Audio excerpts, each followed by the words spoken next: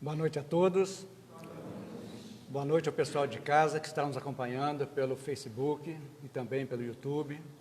É muita alegria que nós nos reunimos às segundas-feiras, nesses poucos minutos que passamos juntos, para falarmos um pouquinho a respeito dessa doutrina libertadora, que nada mais é do que o Evangelho de Jesus redivivo. E é muito importante nós desmistificarmos muita coisa que foi colocada em nossas cabeças, desde criancinha às vezes, e que até hoje às vezes nos aterroriza, nos dá aquela sensação de penas eternas, de castigo eterno, de inferno escaldante, daquele céu também ocioso, que na realidade não existem. E é um dos conceitos mais arraigados em nós, desde a tenra idade, é a respeito do pecado. Desde pequenininho, Deus vai te castigar. Deus castiga. Aconteceu outra coisa, Deus está castigando. Somos todos pecadores, condenados ao erro. E aí foi criando essa situação de terror, até que às vezes nós temos a respeito das situações da vida normal que vivemos. Lembrando sempre que somos espíritos em evolução. Começamos simples e ignorantes, fomos criados por Deus, e através das sucessivas reencarnações, nós fomos adquirindo experiência, conhecimento, evoluindo, fazendo escolhas, algumas escolhas com reflexos negativos, outras com reflexos positivos, e assim a gente vai trilhando, pois não será perdida nem a última ovelha. Todos nós estamos fadados ao progresso. E para isso nada melhor do que a compreensão. Devemos compreender o porquê estamos aqui, de onde viemos, para onde vamos, tudo o que acontece. E nós vamos, com o conhecimento, verificarmos que nós, cada um de nós, é o protagonista da sua história. Cada um de nós segue a sua história. Cada um de nós com problemas e acertos diferentes. E assim vamos seguindo. Então, nessa turbilhão de pessoas, de famílias, que são realmente as famílias, são os núcleos mais importantes para a evolução que nós temos no ambiente familiar, que se reúnem afetos e desafetos de outras vidas para se acertarem. E a doutrina vai nos mostrando os caminhos, colocando a doutrina dentro de cada um de nós. Por que estou aqui? Por que meu corpo é tão feio? Por que é tão bonito? Por que meu pai é assim, minha mãe é de outro jeito? Por que eu sou pobre? Por que eu sou rico? Por que só desgraça me acontece? E outros parecem que tudo é fácil? Será que Deus, então, é esse terror que privilegia uns em detrimento de outros? Que Deus seria esse? É aí que nós vimos como foi difícil até chegarmos no final do século XIX para recebermos esse bálsamo de luz que é a doutrina espírita que Kardec nos trouxe, mostrando realmente a essência do Evangelho, dizendo que a cada um segundo as suas obras, disse o Cristo, que nós somos os responsáveis pela nossa vida e ninguém mais. Então, a partir desse ponto, a gente já pode pautar a nossa vida e vamos tratar então desse pecado. O que seria esse pecado então? Será que o terror que vale, essa obediência cega, você pecou, é um pecado, vai fazer a evolução? Quem criou isso? Então, esse Deus duro, implacável, por que existe? Então, nós vamos tratar de várias situações, para a gente ter uma noção disso aqui. De onde veio a origem punitiva de Deus? Veja bem, os hebreus foram escravizados no Egito, foram levados para o Egito, durante séculos ficaram lá. E lá, a cultura egípcia de vários deuses, acostumados à prostituição, a todo tipo de desvarios, quando Moisés chegou, libertou-os do cativeiro e foi caminhando pelo deserto à procura da terra prometida, ele viu que naquele exato momento, se não tivesse algo de força, um freio, não seria possível domar aquela turba insana que estava. Então, aquele momento, a presença do Deus punitivo, vingativo, era necessária, pelo terror. Você faz e castiga, dada a evolução da época das pessoas. Então, precisou o freio. Então, foram 1.500 anos, mais ou menos, entre Moisés e o advento de Jesus, e chegou, exatamente dizendo totalmente o contrário, que Deus é amor, que Deus é só amor e nada mais, que dizendo que se alguém o ferisse numa face, que oferecesse a outra, dizendo que quem não tem pecado, que atirasse a primeira pedra, dizendo que com a medida que medirdes, serás medido. E assim foi se modificando, trazendo uma outra filosofia, mostrando esse abrandamento necessário para o período evolutivo. Jesus veio não para criar uma religião, jamais. Ele veio para o mundo. Ele não criou igreja, não criou ritualística, não criou nada. Ele simplesmente falava, mostrava, exemplificava. Esse seria o ideal de todos. A paz, a harmonia, a fraternidade. Ele disseminou tudo isso aí. Mas, quando começaram as pessoas se a seguirem, se a juntarem, os apóstolos, ele foi morto, crucificado, e começaram, alguns anos, foi crescendo o cristianismo adotado. Antigamente não tinha um chefe, não tinha nada, eram núcleos, casas do caminho, que difundiam o evangelho. Mas, lógico que o imperador, vendo aquela força, combateu o que pôde. Queimaram inúmeros cristãos. Outros milhares foram devorados nos circos de Roma. Mas viu, e cada vez crescendo mais,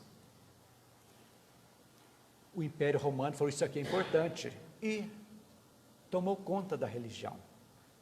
Aí começaram as tragédias. Aí, como fonte de poder que era, na Idade Média, foi resgatado. A Idade Média, mais ou menos, no século V, ano 400 e pouco, até o século XV. 1000 anos de escuridão.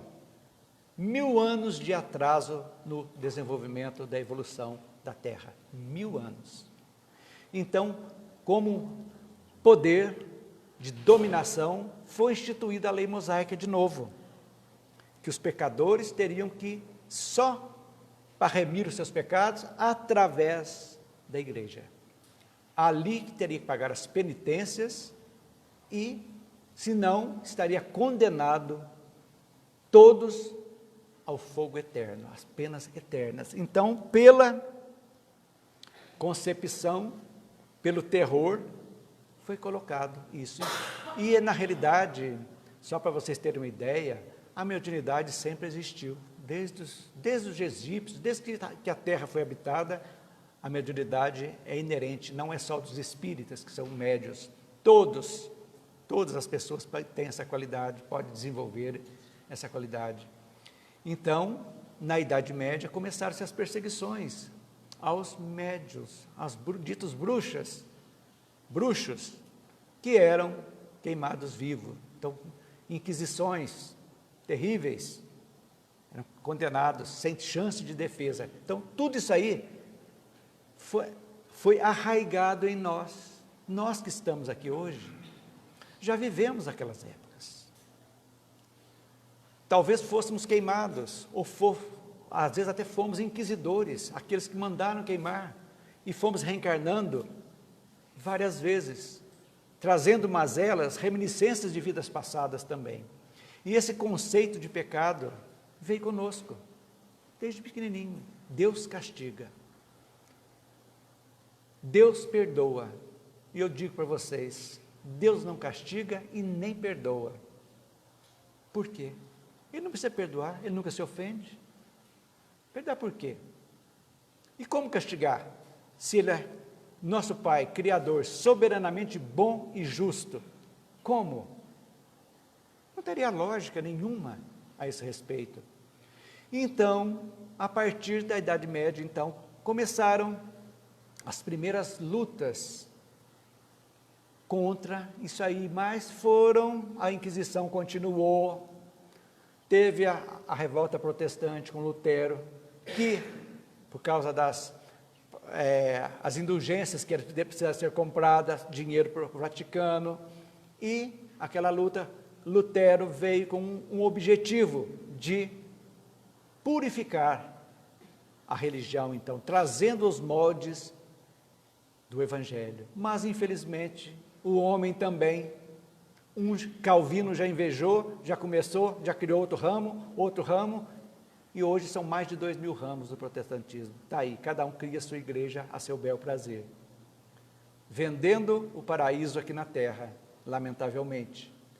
Mas Jesus disse lá que no momento oportuno ele enviaria o Consolador prometido, queria explicar aquilo que as parábolas, que as pessoas ainda não tinham capacidade de entendimento na época.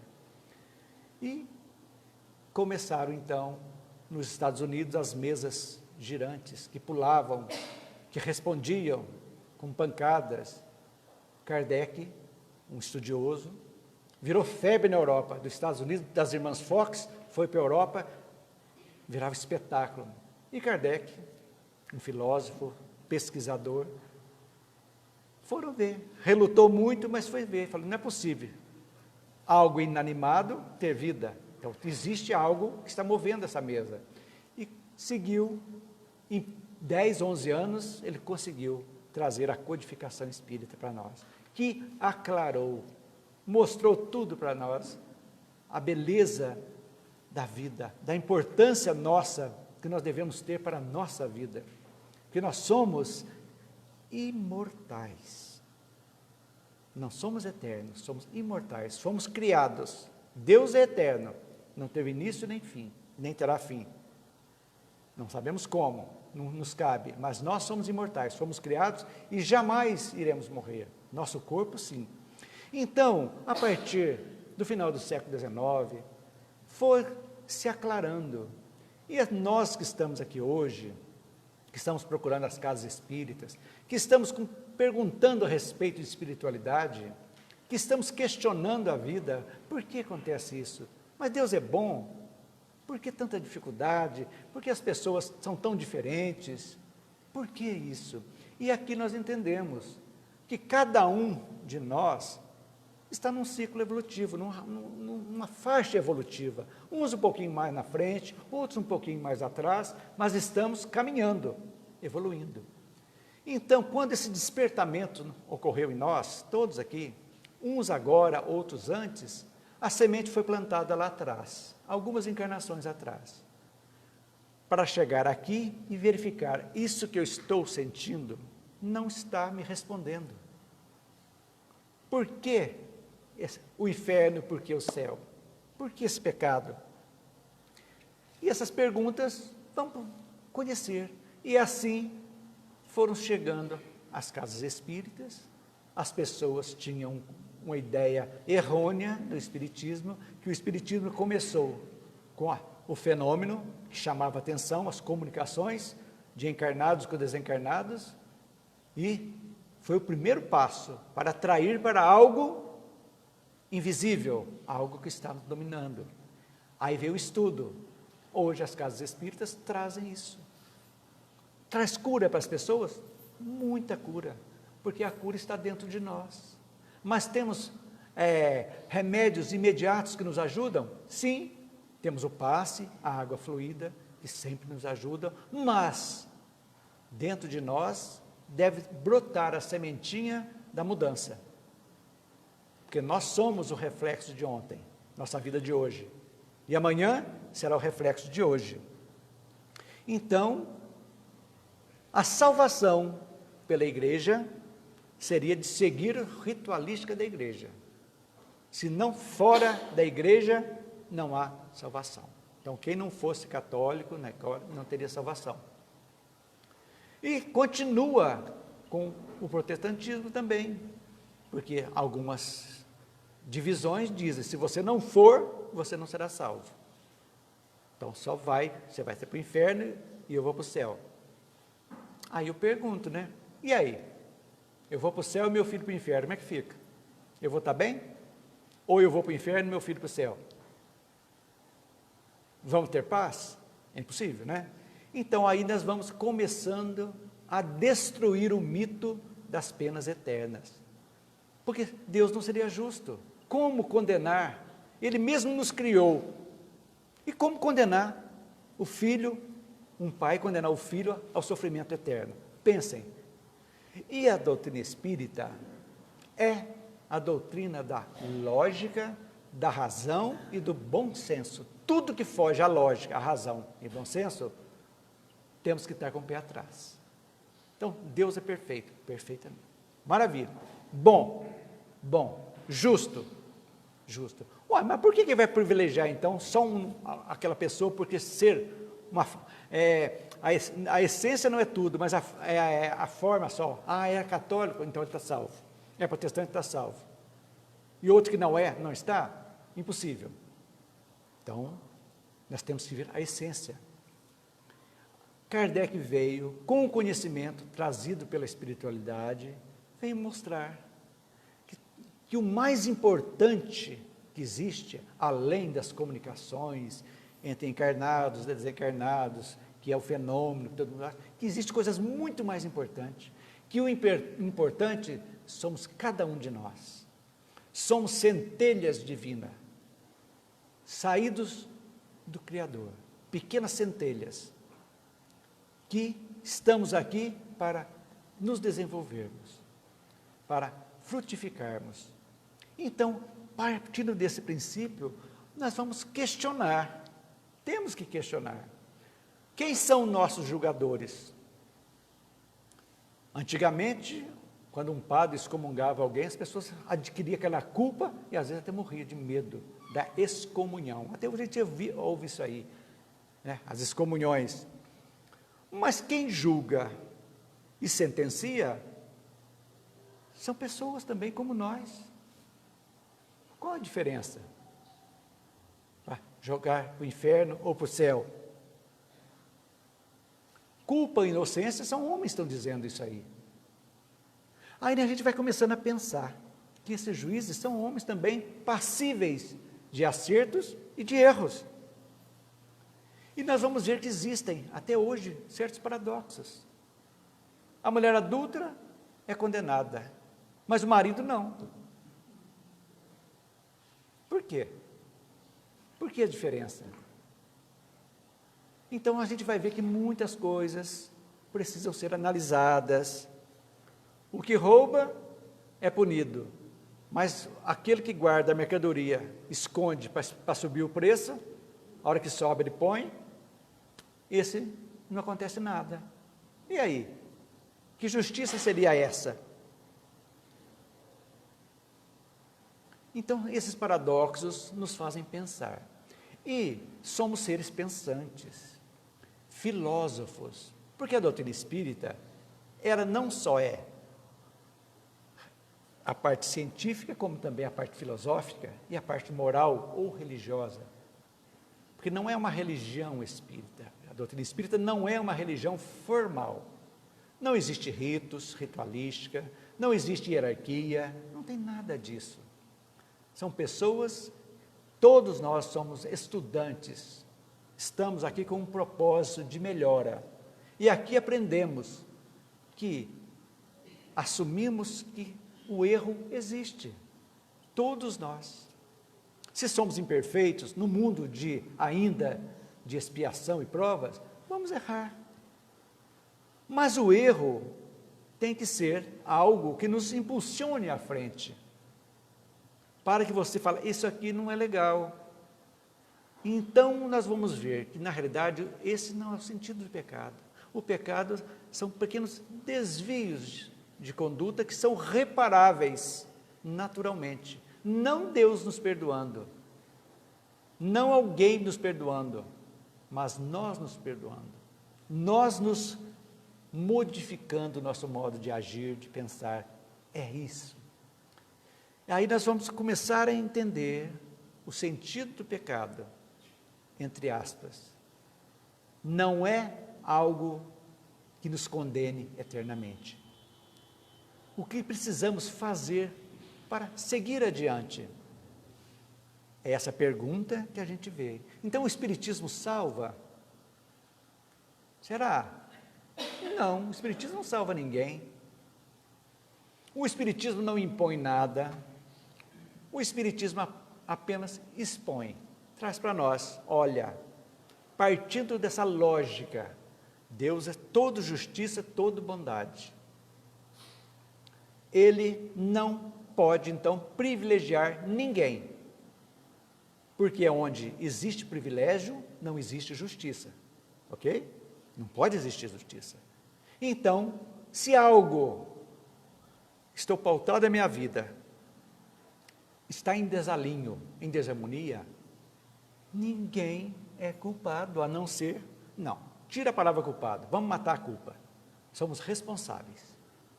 A responsabilidade é de cada um de nós, e de mais ninguém. Ah, mas alguém me ofendeu, você aceitou a ofensa? O problema é teu, então. Porque ofensa é igual presente. Aqui para você, eu não quero, fica para você, devolve. E siga adiante. É assim que a gente vai aprendendo. E nós temos duas escolhas de como aprender: pela dor ou pelo amor. O que a gente estuda aqui, aprende para vivenciar, é nós aprendermos pelo discernimento, ou seja, pelo amor. E não esperar a dor bater a nossa porta, porque a dor também é mola evolutiva. Mas não precisamos esperar mais, porque agora nós temos conhecimento, sabemos justiça, sabemos que somos dons dos nossos atos. Tudo que eu semear, eu vou colher, naturalmente. Então, quem é responsável pela minha desgraça ou pela minha felicidade? Eu e cada um de nós, simplesmente, sem problema nenhum. Então, quando a gente vai entendendo que a salvação está na nossa melhora, que hoje nós possamos ser melhores do que ontem, que amanhã nós possamos ser melhores do que hoje.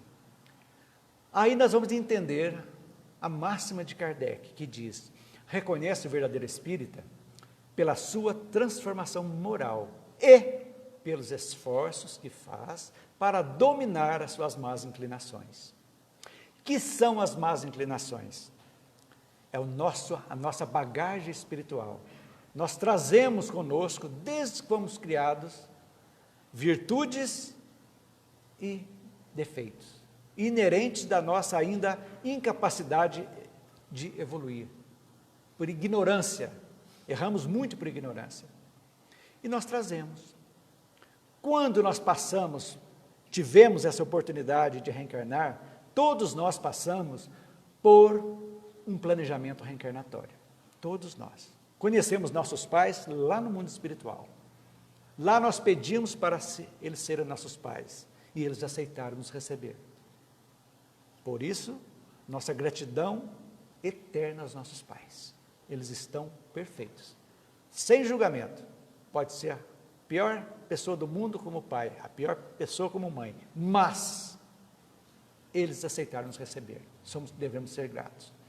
Lá nós programamos aquilo que precisamos trabalhar nessa vida.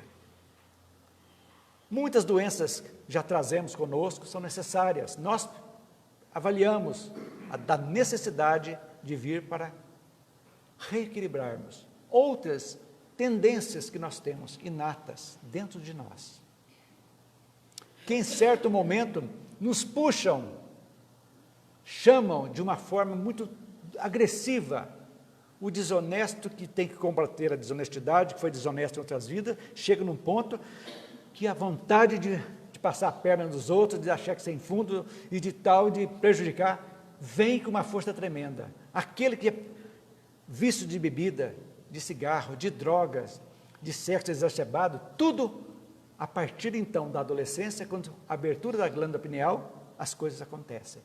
É aí que entra a moral. É aí que entra a espiritualidade. Não é religião, não, é espiritualidade. Sabemos que somos filhos de Deus, ligados a Ele, que estamos aqui para evoluir, não é para sofrer, é para evoluir. O sofrimento é consequência da nossa ignorância. E quando nós aprendemos, sabemos o porquê, nós saímos e vamos nos corrigir. É assim que funciona todos nós. Mas, por falta desse conhecimento, por preguiça, por comodismo, a terra nos envolve.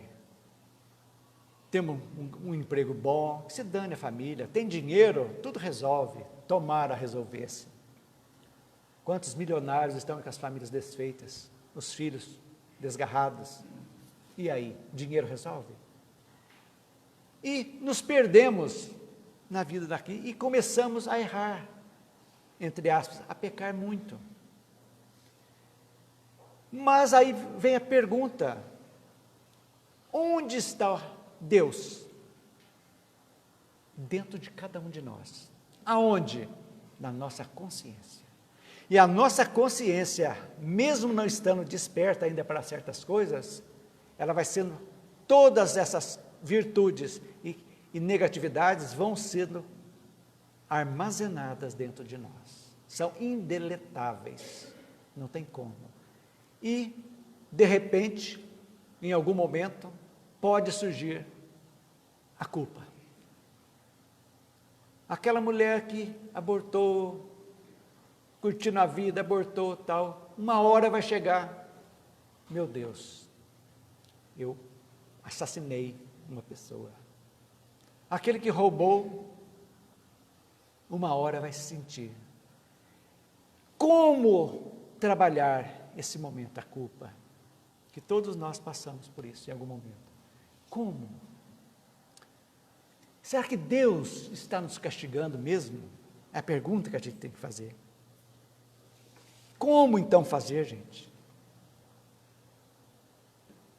Mergulha-se às vezes na ilusão, nas fugas, bebida, tal, desespero, processos depressivos terríveis, invigilância de pensamentos, sendo acossado por espíritos inferiores que veem as nossas fraquezas e passam a fomentar. Inimigos de outrora, às vezes, ou espíritos afins que pensam que estão rodando por aí da mesma maneira, trazendo, e assim nós vamos entrando num beco sem saída às vezes, que muitos se desesperam e acham que tirando a vida resolvem. Doce ilusão. Mata-se o corpo, o espírito jamais. É a grande ilusão que as pessoas têm, que nós espíritas precisamos olhar com muita atenção a esse respeito. E assim, como então precisamos trabalhar? Será que a doutrina espírita traz para nós alguma coisa a respeito?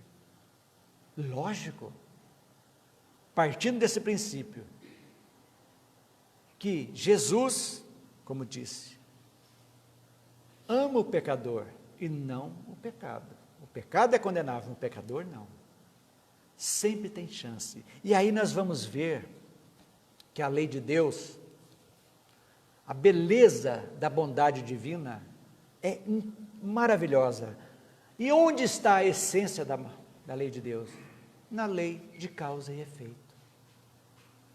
A lei de causa e efeito, quando nós compreendemos, como disse há pouco, compreendemos como ela age, automaticamente nós vamos nos modificando. Porque sabemos que do modo que eu agir, vai ter a consequência. Feito isso pela compreensão, nós vamos compreender, primeiro, assumir que somos imperfeitos ainda. Primeiro. Segundo, pacificar nosso entendimento. Vamos ficar de bem com o nosso corpo, com a nossa família, com o nosso modo de ser. Aquilo que não pode ser modificado, vamos aceitar. Não tem como, vamos aceitar. Essa pacificação é importante. É quando entramos em sintonia, criatura em sintonia com o Criador. Não vamos brigar por situações que nós mesmos escolhemos antes de vir para cá. Então, por que brigar? Então, essa pacificação é quando nós olhamos para dentro de nós, como diz Santo Agostinho, lá na questão 919, conhecer-se a si próprio. Olhamos para dentro, sabendo, olhando o que temos de bom e aquilo que ainda o mundo nos chama com muita força, as inferioridades. E nós sabemos, nós escondemos de todo mundo, mas de nós não conseguimos esconder. E vamos começar intimamente o nosso trabalho. É fácil? Não é. Mas é impossível? Não é impossível. Basta que tenhamos vontade. E a primeira coisa para nós evoluirmos é trabalharmos a culpa. Porque ninguém pode ser condenado a sofrer uma encarnação inteira por um erro que foi feito. Mas como reparar isso? E Kardec traz, lá no livro Céu e Inferno, no Código Penal da Vida Futura, fantástico, são 33 postulados maravilhosos, dá um roteiro de vida. No item 16, todos nós podemos, nesta vida ainda, nos acertarmos com as nossas falhas passadas. Como? 3 sequências. Primeiro, pelo arrependimento sincero, fundamental. Eu errei, eu prejudiquei alguém ou a mim, estou realmente arrependido. Quem abortou, quem ajudou a abortar, todos têm que passar por esse processo, arrependimento. Depois vem um período de expiação. O que é expiação? É sentir momentaneamente essa dor. Quer dizer, é uma culpa que não é patológica, ela não pode ser patológica, seguir a vida inteira, mas é uma culpa que sente, eu errei, e estou sentindo muito por isso. E a terceira coisa para quitar, a reparação.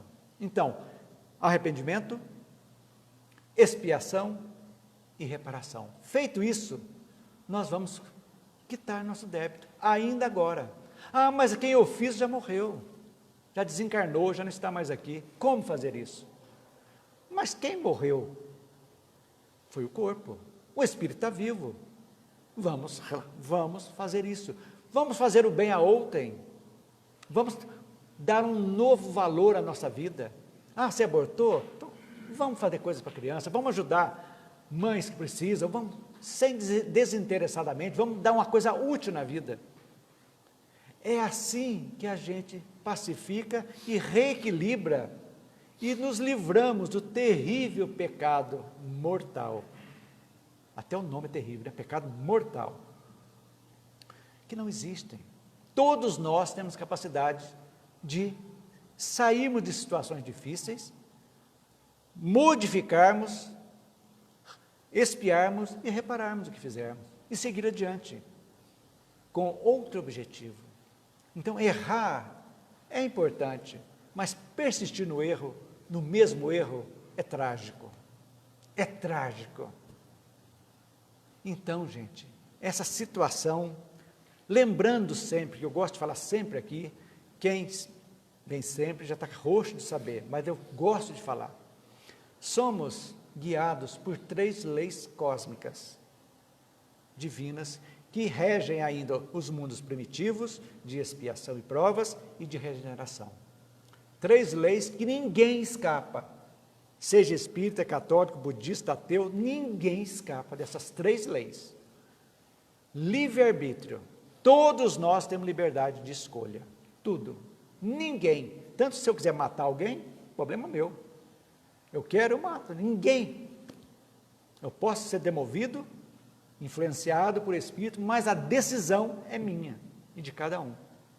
Segundo, lei de causa e efeito. A essência da justiça divina chama-se lei de causa e efeito. Compreendendo que tudo aquilo que nós pensamos, falamos e agimos vai gerar uma consequência, boa ou má, depende. E terceiro, passamos por isso, temos a reencarnação, que é a chance maior de nós nos livrarmos, entre aspas, do inferno eterno. Então ninguém é condenado. Voltamos então numa nova existência, num novo corpo, com novos objetivos para curar aquilo que nós magoamos a nós ou a alguém em outras vidas. Agora eu pergunto, por que esperar a próxima encarnação? Se nós, com o conhecimento que temos, podemos nos modificar agora, iniciar o nosso trabalho, eliminar as nossas deficiências. Esse é o objetivo. Então, gente, é essa mensagem que eu trago para vocês hoje, a respeito do pecado. Vamos tirar, pela compreensão, compreendendo a nossa vida, verificando que nós somos, sim, merecedores de melhora, que a culpa não pode ser uma culpa eterna, que nós vamos carregar esse sofrimento para o resto da nossa existência aqui na Terra e deixarmos de viver, deixarmos de evoluir. Então, pensando assim, vamos viver bem, vamos verificar o nosso meio, a nossa família, o nosso trabalho, como eu estou agindo na família, no trabalho, na vida social. Como? Eu sou uma pessoa boa, eu me amo, cada um se pergunte. Eu me perdoo, cada um fala assim, vocês perguntem também. É isso, quando nós conseguimos nos amar, nos perdoar e nos valorizar, nós estamos evoluindo. Então, essa é a mensagem que agora espero que tenha ficado bem claro, que não existe pena eterna, todos nós somos capazes de reconduzir nossos passos enquanto estamos aqui, pelo conhecimento, pelo discernimento, não esperando a dor chegar e bater à nossa porta, ok? Que Jesus continue conosco, que assim seja.